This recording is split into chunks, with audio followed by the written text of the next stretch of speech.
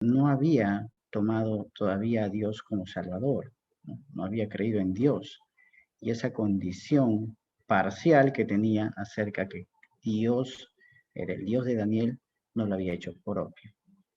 Para eso Dios, como a todos nosotros, nos muestra a través de nuestras aflicciones, de repente padecimientos o problemas, su presencia, ¿no? O la necesidad del mismo, ¿no? Todas las personas en su momento van a tener que dar cuenta de Dios y todas las personas en su momento van a tener la oportunidad de escuchar de Dios. Pero comencemos, por favor, primero en el verso del 1 al 3. A ver.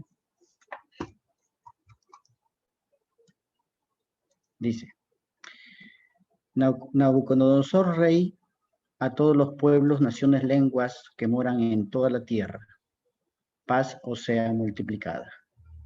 Conviene que yo declare las señales y milagros que el Dios Altísimo ha hecho conmigo. Cuán grandes son sus señales y cuán potentes sus maravillas. Su reino sempiterno, y su señorío de generación en generación. Cuando empiezan estos tres primeros versos, notamos aquí las palabras de una persona que confía plenamente en Dios, y es una alabanza, ¿no? El mismo Nabucodonosor da el testimonio acerca de la grandeza de Dios el Altísimo, ¿no? Y de la eternidad de su reino. Pero no siempre fue así, ¿no? Porque Nabucodonosor va a reconocer posteriormente a estas palabras, a estas maravillas, a estas señales de maravillas de nuestro Dios, que él tenía una condición distinta, que él realmente confiaba más en lo que había logrado como rey. Bueno, y es que era el rey, ¿no? Era el rey del imperio de Babilonia. ¿Y qué puede sentir el rey del imperio de Babilonia? Pues, ¿qué hizo, no? ¿Qué logró? Quizás entre las cosas más resaltantes fue la construcción de los jardines colgantes de Babilonia, ¿verdad? Una de las 7 maravillas del mundo antiguo.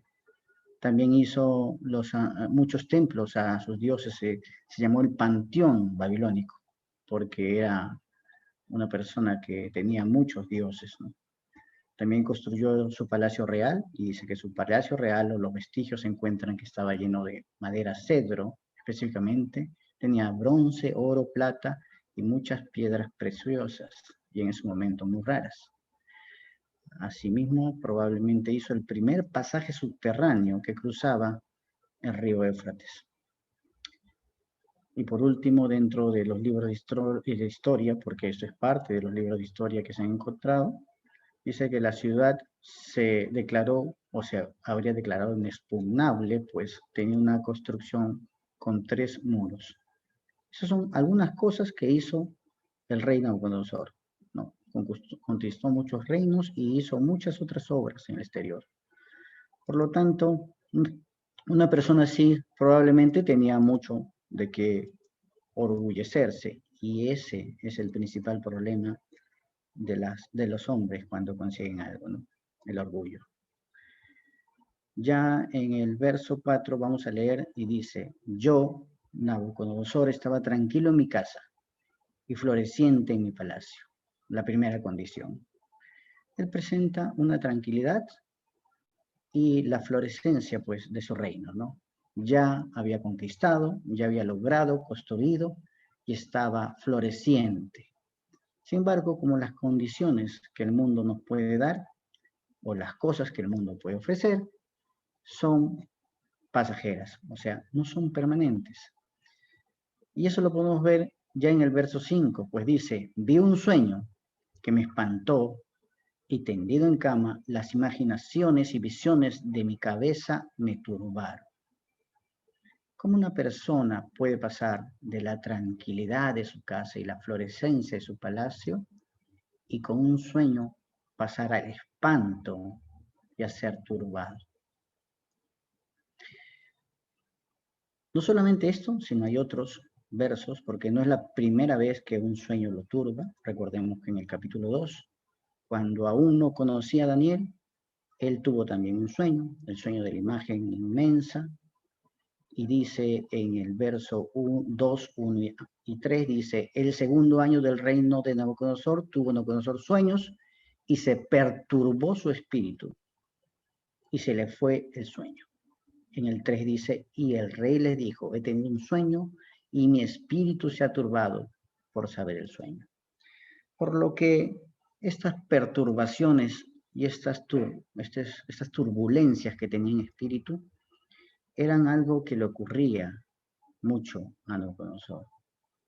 ¿Qué tan grave puede ser para una persona soñar algo y turbarse? Por más que feo y espantoso sea una pesadilla, nos levantamos y al rato nos damos cuenta que era un sueño y nos tranquilizamos. Pero estos sueños, Nabucodonosor los llegaban a perturbar de una manera muy grande. ¿Y hasta qué era capaz por esta turbulencia en su espíritu? En el mismo capítulo 2 vamos a ver hasta qué podía ser él llegar a ser capaz de estas turbulencias que sentía. Leamos el 6, dice, por esto mandé que vinieran delante de mí todos los sabios de Babilonia para que se me mostrasen la interpretación del sueño. Bueno, es muy parecido al capítulo 2. ¿No?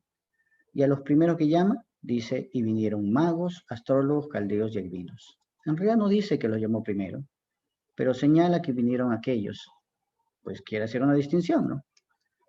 Y les dije el sueño, pero no me pudieron mostrar su interpretación. Es exactamente igual al capítulo 2, sino que con sueño distinto. Y aquí ya particularmente nos llama la atención cómo él trata de entender y saber todo, ¿no? No antes de tener el sueño, él ya había decidido tener estos magos, astrólogos, caldeos, a los que denominó incluso en el verso 6 como sabios de Babilonia, ¿no? Una persona así es que buscaba entender todo, tenía una necesidad de querer saber todo, incluso lo que pasaba en sus sueños. Y al igual que el capítulo 2, los magos no pudieron interpretar el sueño. Es así que en el sueño les da otra oportunidad, ¿no? Y nuevamente al regresar, no lo pudieron interpretar. Y en el capítulo 2:12, no en el 4, sino en el sueño anterior, dice, por esto el rey con ira y con gran enojo mandó que matasen a todos los sabios de Babilonia. Entonces, estas perturbaciones que tenía en su espíritu el rey Nabucodonosor llegaban a un punto incluso que le llenaban tanto de enojo e ira que era capaz de mandar a todos los sabios que había podido recolectar por todos los reinos que había conquistado. Si podemos decir bajo esas premisas que era Nabucodonosor, hasta ahí nomás ya pensamos que era un tipo totalmente extremo. Incluso si lo sometiésemos a una consulta psicológica, probablemente dirían que era un enajenado, un lunático.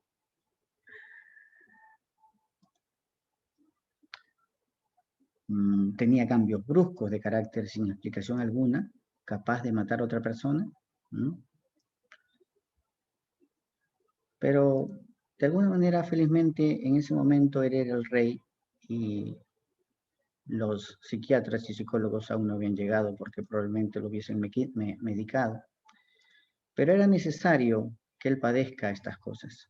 Indudablemente los sueños vinieron de Dios y fueron dados a él con una incapacidad de interpretar propiamente él los sueños, solamente Dios los podía interpretar y Daniel lo hacía porque Dios se lo revelaba.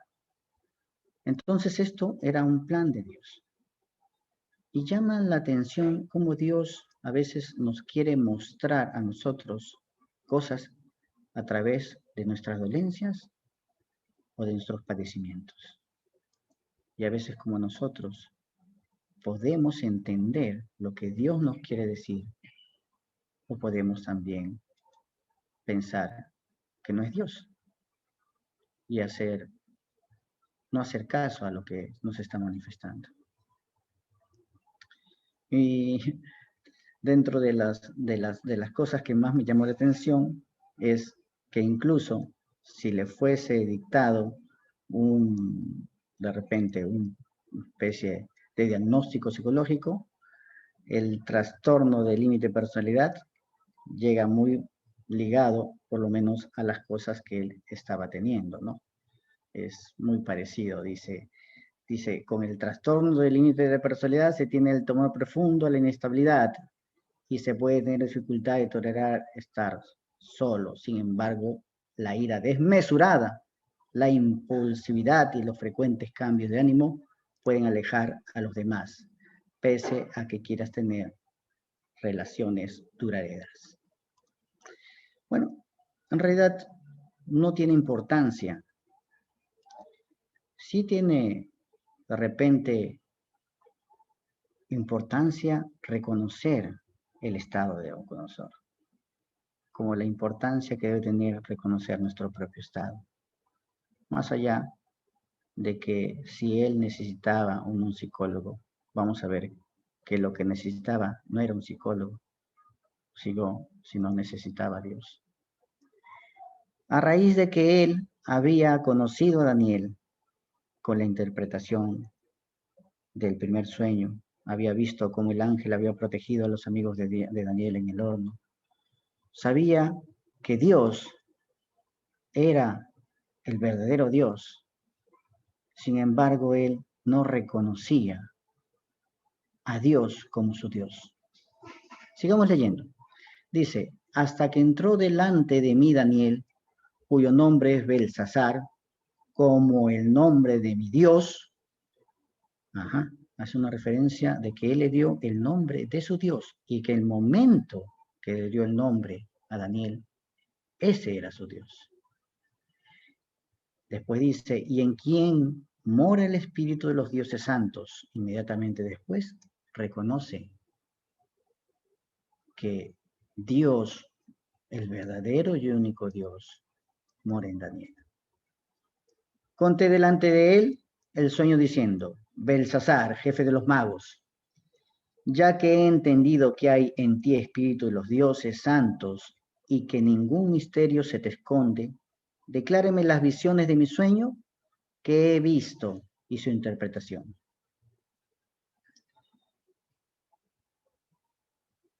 A diferencia del capítulo 2, esta vez él tiene plena confianza en Daniel. Él le pide que le declare el sueño como antes lo ha hecho. Y reconoce que tiene a Dios. Pero eso no va a ser tan fácil esta vez la declaración del sueño, pues esta vez el sueño va a tener que ver con algo que le va a ocurrir a él. Ya en el verso del 10 al 12 dice, estas fueron las visiones de mi cabeza, comienza a relatar el sueño. Mientras estaba en mi cama, me parecía ver en medio de la tierra un árbol, cuya altura era grande. Crecía este árbol y se hacía fuerte, y su copa llegaba hasta el cielo, y se le alcanzaba a ver desde todos los confines de la tierra. Su follaje era hermoso, y su fruto abundante, y había en él alimento para todos. Debajo de él se ponía a la sombra las bestias del campo, y en sus ramas hacían morada las aves del cielo, y se mantenía de él toda carne. Sin embargo, vemos que lo que parecía hermoso no iba a continuar así. En el verso 3 dice, vi en las visiones de mi cabeza mientras estaba en mi cama,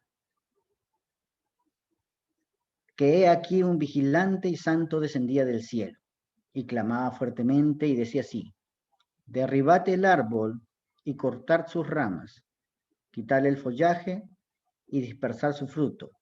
Váyanse las bestias que están debajo de él y las aves de sus ramas. Indudablemente este vigilante santo, después como vamos a ver, es un ángel. Y este es un juicio que Dios mandaba. En el verso 5 dice, mas la cepa de sus raíces dejaréis en la tierra, con atadura de hierro y de bronce entre la hierba del campo. ¿Ve? O sea, no iban a cortar completamente el árbol, sino que iban a dejar las raíces con atadura de hierro y de bronce. Después dice, sea mojado con el rocío del cielo y con las bestias sea su parte entre la hierba de la tierra. Bueno, ¿qué es la cepa? La cepa es el núcleo, la parte que está pegada a las raíces. Aún esta no iba a ser quitada. Posteriormente, en el 16 y el 17 dice, su corazón de hombre se ha cambiado y le sea dado corazón de bestia y pasen sobre él 7 tiempos. El 17, la sentencia es por decreto de los vigilantes y por dicho de los santos la resolución, para que conozcan los vivientes que el Altísimo gobierna el reino de los hombres y que a quien él quiere lo da y constituye sobre él al más bajo de los hombres. No es la primera vez que escuchamos eso, ¿verdad? El Señor decide, nuestro Padre Celestial decide quiénes nos gobiernan, quiénes gobiernan cada país. Él lo decide. Y lo curioso es que le da a cada pueblo el gobernante que se merece. Y es que de alguna manera, aunque digan, aunque podamos decir nosotros, tal gobierno no me representa, nosotros los elegimos. Y no podemos excusarnos como nación de aquellas personas que están sobre nosotros, no han sido escogidas por nosotros. Podemos decir, no, yo no voté por él. Pero como la responsabilidad es de las naciones y los países, dicha responsabilidad también nos llega. Por eso el Señor nos manda que oremos por nuestros gobernantes. Nabucodonosor, después de relatar su sueño, nuevamente le pide y le ruega que le dé la interpretación. El rey conocía, sabía y afirmaba que Daniel podía relatarle la interpretación del sueño. Sin embargo, algo pasó esta vez, a diferencia del sueño anterior. Veamos qué dice el 19. Entonces Daniel, cuyo nombre era Belsasar, quedó atónito casi 1 hora, y sus pensamientos lo turbaron. Yo, cuando escuché la primera vez, o cuando leí hace poco la palabra atónito, que él se quedó atónito, inmediatamente no pude evitar pensar que Daniel había logrado un vínculo, tener sentimientos empáticos hacia el rey Nabucodonosor. Y es que el rey también le había manifestado hacia Daniel una preferencia, le había puesto sobre los sabios de su reino. Pero también es porque particularmente a los hijos de Dios les es común sentir empatía por aquellas personas que se encuentran perdidas. Y es algo que nosotros no podemos perder objetivamente. Que cada vez que veamos a una persona que no tiene a Cristo, por más dañina que pueda ser hacia nosotros, debemos tenerle compasión. Dice, el rey habló y dijo, Belsasar, no te turbe ni el sueño, ni su interpretación. Belsasar respondió y dijo, Señor mío, el sueño sea para tus enemigos y su interpretación para los que mal te quieren. Qué diferencia, ¿no? Tanto era su aprecio por Daniel, que no le dijo: Daniel, si no me relatas mi sueño, te voy a mandar matar. Sino le dijo: no te turben ni el sueño ni su interpretación.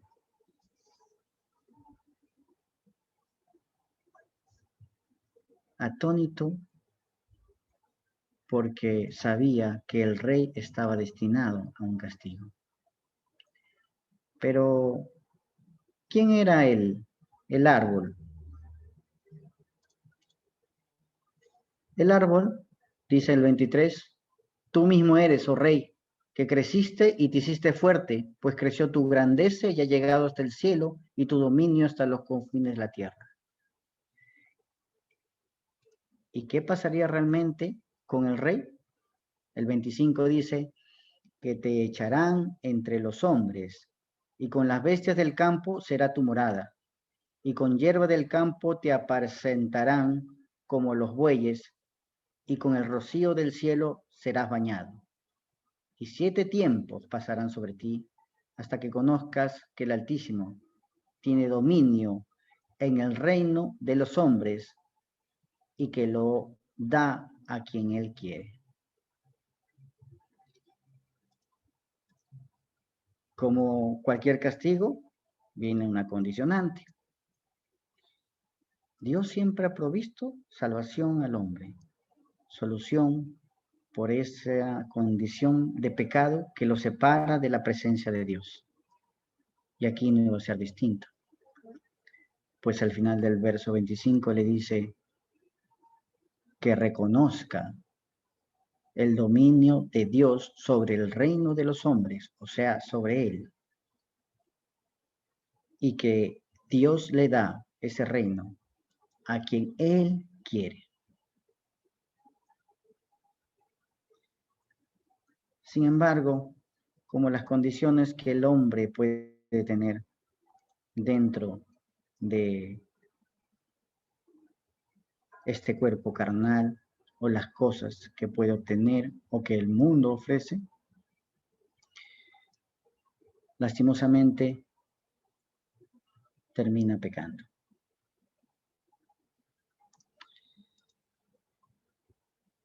Esta condición incluso que presenta para que el rey se arrepienta, la aclara mejor en el verso 26 y 27. Leámoslo.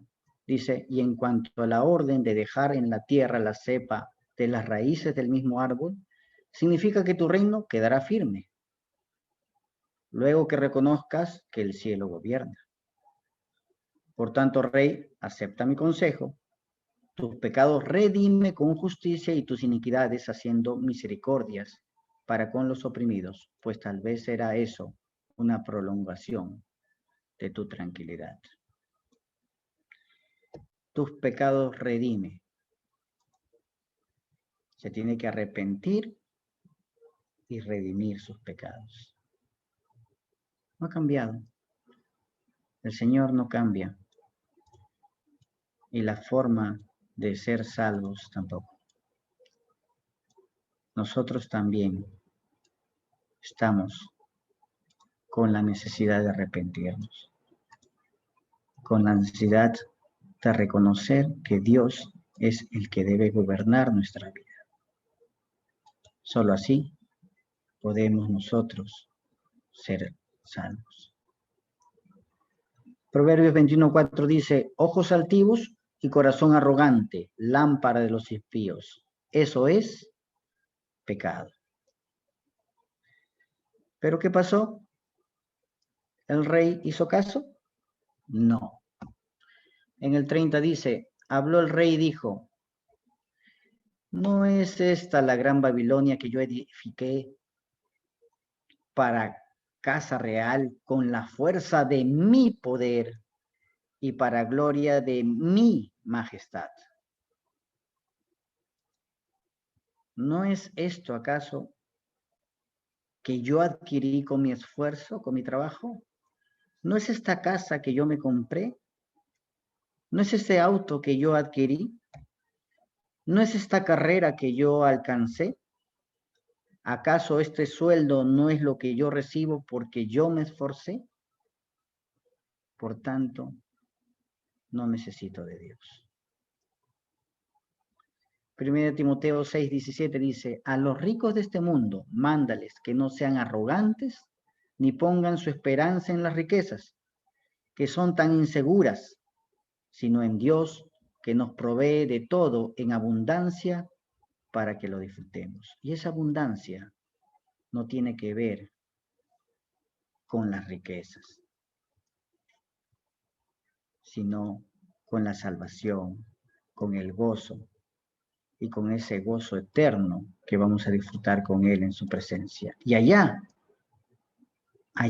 con Él, después de la muerte de este cuerpo, pero la vida eterna en su presencia, es que vamos a gozar de aquellas riquezas que Él nos tiene preparadas. En el 33 dice, en la misma hora, o sea, en ese mismo momento donde Él se llenó de orgullo, dice, se cumplió la palabra sobre Nabucodonosor, y fue echado de entre los hombres y comía hierba como los bueyes, y su cuerpo se mojaba con el rocío del cielo, hasta que su pelo creció como plumas de águila y sus uñas como la de las aves. Exactamente como se había predicho, una bestia del campo, un animal. Había perdido completamente la razón. Se había vuelto loco. Y es que cuando pienso en esa situación, no puedo evitar pensar en aquellas personas que cuando uno va en la carretera hacia Nazca, con unos andrajos totalmente desnudos, sucios, melenudos, incluso haciéndose daño a sí mismo, totalmente loco. Los psicólogos actualmente dirían, bueno, es una consecuencia del estado que nunca se trató. No, si presentaba rasgos, lo que pasa es que nunca se medicó. Pero el Señor, Dios, esto lo tenía preparado. Si nosotros hacemos caso omiso de las señales que el Señor nos muestra, cuando nos quiere llamar hacia Él, puede ser que un momento ya no haya marcha atrás. Puede ser que un momento no tengamos ya esperanza. Pero aún hay esperanza. Hay esperanza para Nabucodonosor. Y aún hay esperanza para las personas que aún no tienen a Cristo como Salvador. Así que el 34 mostramos cómo Nabucodonosor, dentro de ese estado de locura, hace el acto más sencillo y suficiente para poder ser salvo. Dice en el 34, mas al fin del tiempo yo, Nabucodonosor, alcé mis ojos al cielo. Alcé mis ojos al cielo. Y en este alzar de ojos al cielo, indudablemente él hizo las dos cosas que Daniel le dijo que tenía que hacer para que Dios le salve. Reconocer que Dios lo gobierna y redimir sus pecados.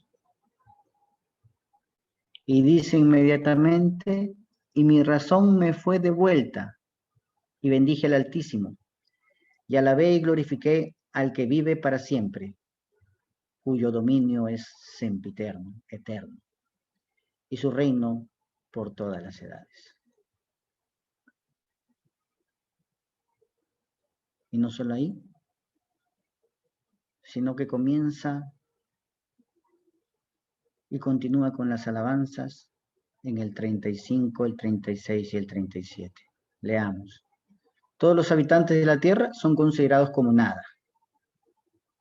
y Él hace según su voluntad en el ejército del cielo y en los habitantes de la tierra. Y no hay quien detenga su mano y le diga, ¿qué haces?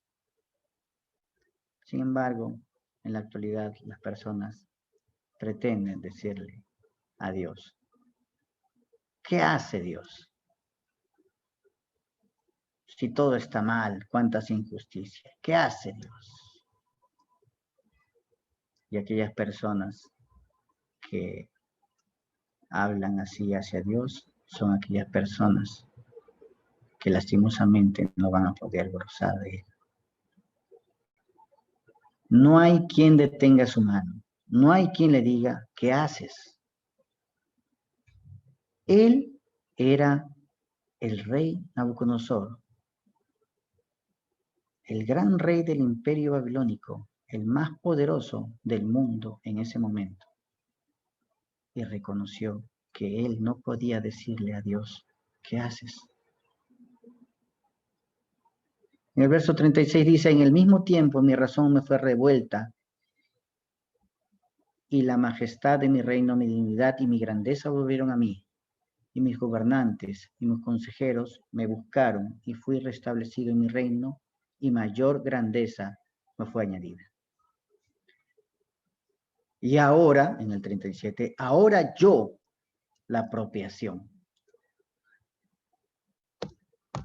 ¿Cuántas veces hay una persona puede escuchar acerca de Cristo y saber que Dios mandó a su Hijo para morir por los hombres?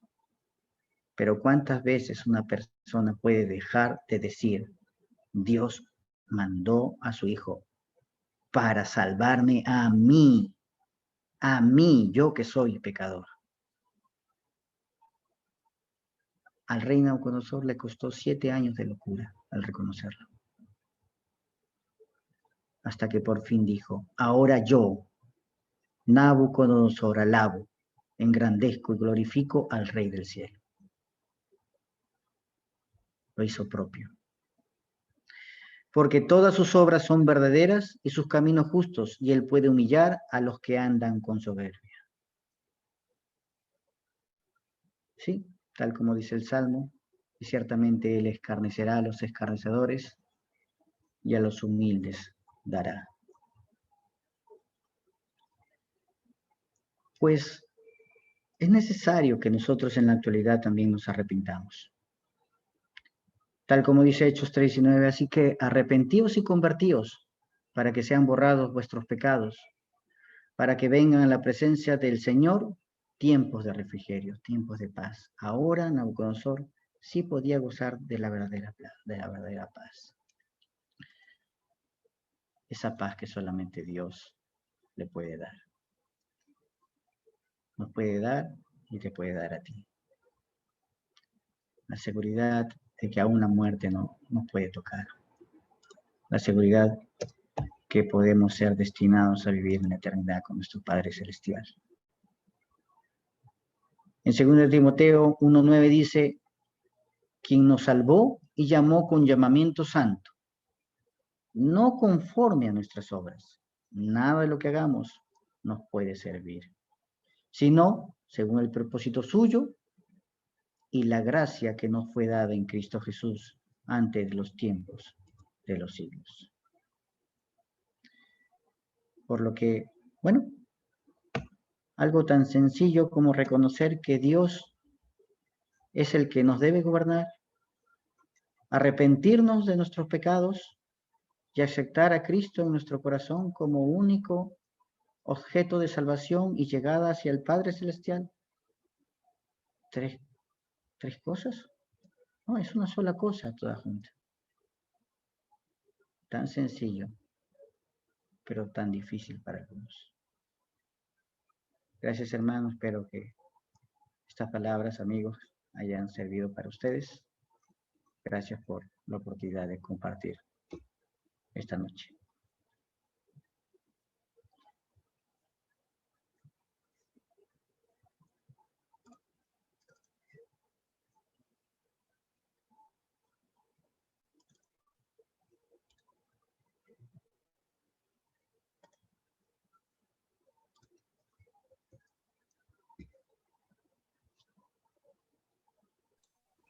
Gracias al Señor por este pasaje de las Escrituras. Como podemos ver, precisamente al corazón contrito y humillado es el que el Señor mira, ¿no?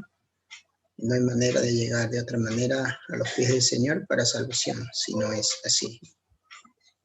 Humillados delante de Él, reconociendo nuestra condición y recibiendo por pura gracia su salvación. Oramos, hermanos, para terminar esta reunión.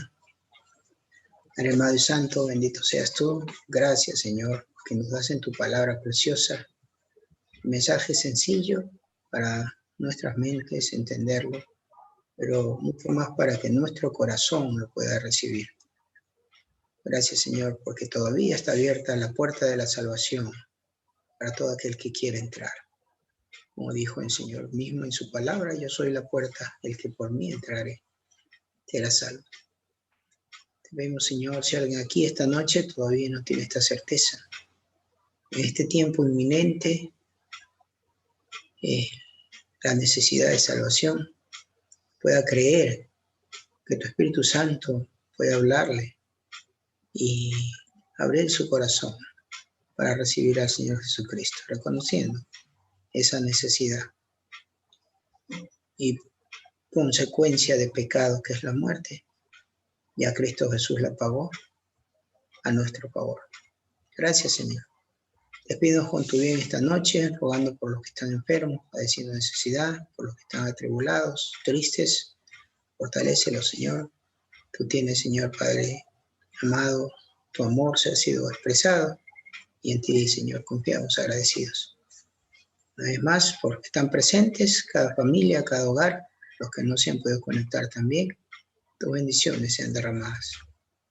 Y solo estas peticiones, estos ruegos y agradecimientos son en un único nombre.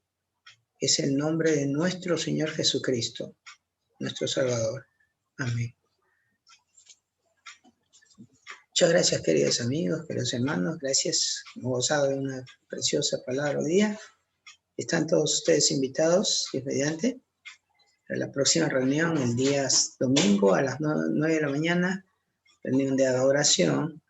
Y luego el mismo domingo a las 6 de la tarde estamos estudiando el libro de Primera de Corintios. Continuamos con el capítulo 1. No olviden también que entre estas reuniones, el día de mañana hay reunión de escuela bíblica a las 4 de la tarde y reunión para jóvenes a las 8 de la noche. Un gusto saludar a los hermanos. Adelante con los que quieren expresar sus saludos.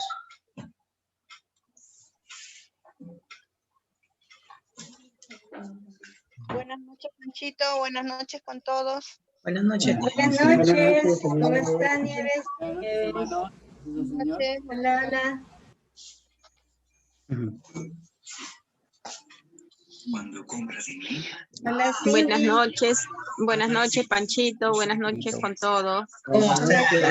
Qué gusto saludarte, Karen. Saludos a colega. Buenas noches con todos. Gracias, Panchito. Buenas noches, Cristi. Buenas noches, Claudia. Maru. ¿Cómo estás, Marujita? Hola, papita, mamita, ¿cómo estás, Brendita? Viendo la tribuna de consagrados, pues solamente como presenta a Bad Bunny o a Jaime. Buenas noches, Lucianita. ¿Cómo estás? Hola, buenas noches. Hola, hola, Becky. Eso. Hola, Nuri. Hola, Lucianita. ¿Cómo estás, Gerson? Nuri. Panchito, buenas noches. Qué gusto Hola, saludarte. Gerson. Aquí está Nuri. Buenas noches. Todos los hermanos. Tía Diana.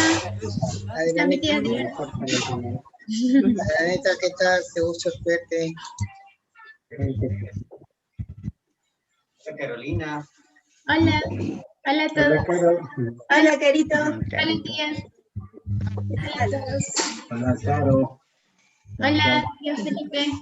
Igualmente. Hola, Juan José. Necesito, ¿cómo estás, mano? ¿Qué tal? Buenas noches, Juancito. Bien. Está Felipe. ¿Cómo estás, Juan José? Ahí está, Juan Alex.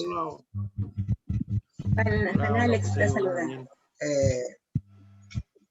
De abajo. Bueno, saludos a todos, hermanos. Está Nati también, ¿eh? Hola, Nati. Gerson. Hola, Aurorita. Nos Buenas noches a vemos. todos. Qué gusto. Hola, Aurorita. Buenas noches. Hola, Natita. Hola, Aurorita. Hola a todos. Buenas noches. Buenas noches. ¿Cómo sigue tu mamita, Nati? Bienvenida. Muy bien. Ay, gracias a Dios, bastante mejor y Aurorita, bastante mejor. Hoy día, ya que puede dar unos pasitos. Ay, Señor, escucha nuestras oraciones, Nati. Cariño. Sí, sí, gracias a todos. Hermanos, gusto saludarlos. Buenas noches con todos. Benjito, Dani. Buenas noches con todos. Nos vemos, buenas Patito, noches. José. Chao. Hasta luego. Chao.